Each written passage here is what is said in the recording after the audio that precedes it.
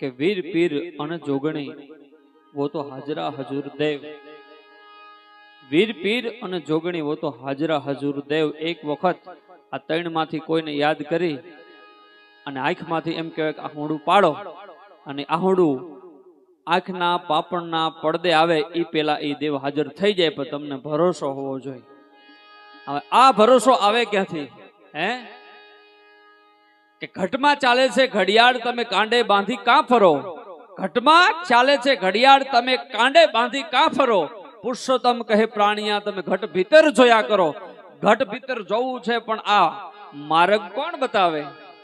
ई भरोसो कोण लेवडावे? भरोसो कोण देवडावे? एक अणहमजू बाळक 1.5 વર્ષનું હોય, એનો બાપ એને રમાડતો હોય અને રમાડતા રમાડતા રમાડતા એને હેત આવી જાય, લાગણી આવી જાય, પ્રેમ આવી જાય, ની બાળકને એમ કહેવાય કે આમ કરીને આમ ઉલાડે। અને અણહમજુ બાળકને આમ ઉલાડ્યું હોય ને તો હવામાં હોય ને તો બાળક દાંત કાઢતું હોય। શું કામ? કે મને મારા બાપે ઉલાડ્યો છે, મને પડવા નહીં દે, પડવા નહીં દે। આ ભરોસો એક અણહમજુ બાળકને આ ભરોસો છે બાપ। એક બાપ ખેતરમાં કામ કરે છે, વાડીનું કઈક કુહાડી જેવું હથિયાર કુવામાં પડી ગયું। બાપ એમ કહે છે કે બેટાને બહાર કાઢવું પડશે। કે પિતાજી કોઈ વાંધો નહીં, કાઢી લઈ। કે શું કરવું? તારા કેળે રાંડવું બાંધી દઈ।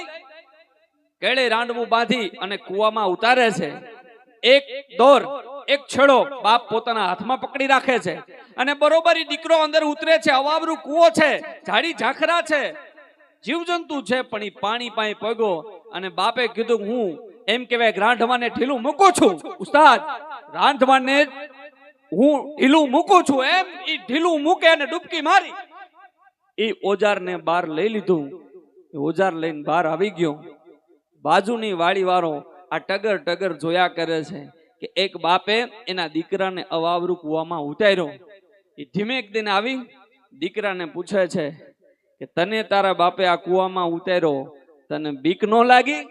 કે તને તારા બાપે આ અવાવરું કૂવામાં ઉતાર્યો છે, તને બીક ન લાગી? એ કે ના, બિલકુલ ન લાગી। કેમ? મને ભરોસો હતો કે રાંડવું હતું ને એનો એક છોડો મારા બાપના હાથમાં હતો। ગમે તેવી પોઝિશન આવશે ને તો મારો બાપ ઈ રાંડવાનો છેડો છોડશે નહીં। અને છેલ્લી વાત કરી દઉં બાપ, આશ્રમની અંદર શિષ્યો હુતા છે, ગુરુ મહારાજ જોવા માટે જાય છે, કોઈ શિષ્યને તકલીફ નથી। એક શિષ્ય હુતો છે, એના બરોબર ગળાના ભાગ ઉપર એક સાપ આવી અને ડંખ મારવાની તૈયારી કરે છે। ગુરુ મહારાજની દ્રષ્ટિ પડે છે। સિદ્ધ સંત હતા, સિદ્ધ સદગુરુ મહારાજ હતા। નાગની ભાષાને જાણી જાય છે અને કહે છે કે નાગ દેવતા, મારા દીકરાને મારા શિષ્યને આ તમે શું કામ ડંખ મારો છો? તમારા શિષ્ય તમારા દીકરાએ આ જંગલમાં જતો હતો, હું બરોબર ઝાડા ઝાખડામાંથી પસાર થતો હતો। એમ કહેવાય કે બાવરાનું હાઠીકું હતું, એની અંદર કાંટો હતો, એ કાંટા નીચેથી હું પસાર થતો હતો અને તમારો શિષ્ય એ લાકડીની માથે ઈ હાઠીકાની માથે પગ મૂકે છે ને ઈ કાંટો મારા ગળાની અંદર બેહી ગયો। ઈ પાંદડા હતા, ઈ પાંદડા હોહરો હું ભારી ગયો, મોઢું જોઈ ગયો, નક્કી કર્યું કે આને મારા ગળામાંથી હાથ લોહી કાઢ્યું છે, જ્યાં સુધી એના ગળામાંથી લોહી ન કાઢું ને ત્યાં સુધી આને માફ ન કરું। નાગ દેવતા, તમે લોહી કાઢશો ને તો મારો શિષ્ય મરી જાય, તમારે લોહી જોઈ છે ને? કે હા। તો હું આપી દઉં તો કે કોઈ વાંધો નહીં। સાંભળજો, ભરોસો કેવડી મોટી વાત છે। શિષ્ય હુતો છે, ગુરુ એક હાથ એક પગ છાતીની આ બાજુ, એક પગ છાતીની આ બાજુ, હાથમાં છરી લે છે, ખંજર લે છે, મેનમાંથી કાઢી અને બરોબર શિષ્યના હૈડા ઉપર ગળા ઉપર આમ લહરકો મારવા જાય। લહરકો આમ મારે ન મારે, શિષ્યની આંખ ખુલી ગઈ અને આમ જોવે છે ને ગુરુ મહારાજનું મુખ જોયું, આંખ બંધ કરી દીધી અને ગુરુ મહારાજે ફડાક કરતો એમ કહેવાય લહરકો મારી દીધો। લોહીનો ભભૂકો વછોટ્યો, પાત્રમાં લઈને નાગ દેવતાને આપી દીધો। નાગ દેવતા વયા ગયા, આ બાજુથી ગુરુ મહારાજ વયા ગયા। આ વાતને 15 દી થયા પણ ગુરુ શિષ્યને જઈને પૂછતો નથી કે મારા ગળામાંથી લોહી કેમ કાઢ્યું તું। ગુરુથી ન રહેવાનું એટલે ગુરુએ કીધું કે બેટા આજથી 15 દી પહેલા રાતે એક ઘટના બની, તને ખબર છે? કે હા ગુરુ મહારાજ, મને ખબર છે। શું બની? કે મારી છાતીની બે બાજુ પગ રાખીને તમે ઉભા હતા, મારા ગળાની માથે એમ કહેવાય છરીનો ગહરકો મારવા માટે તમે તૈયારી કરતા હતા, તમારા મુખને મેં જોયું હતું કે બેટા તારા ગળા માટે હું માથે આ જે છરી છે એનો ઘા કરતો તો તને વિચાર નો આવ્યો કે મારા ગુરુ મહારાજ શું કરશે?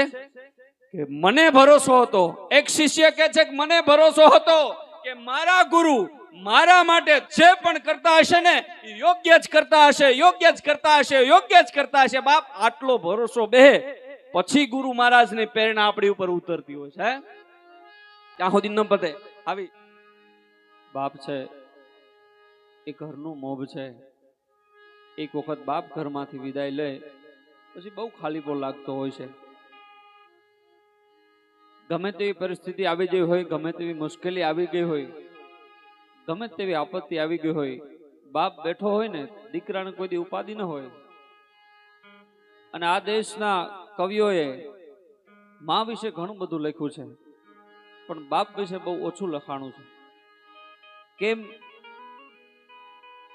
બાર બધું કામ બાપ કરે, ઘરમાં બધું માં સંભાળતી હોય છે. બાપ ક્યારે સમજાય છે?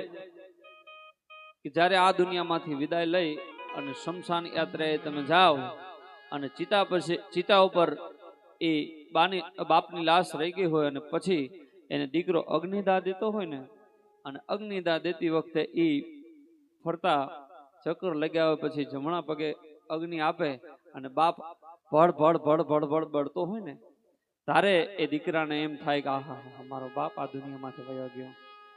હે બાપ વયો જાય ને સાહેબ, દુનિયાના દાખલા છે. તમારું કુટુંબ તમારી વિરુદ્ધમાં વયું જાય કરે.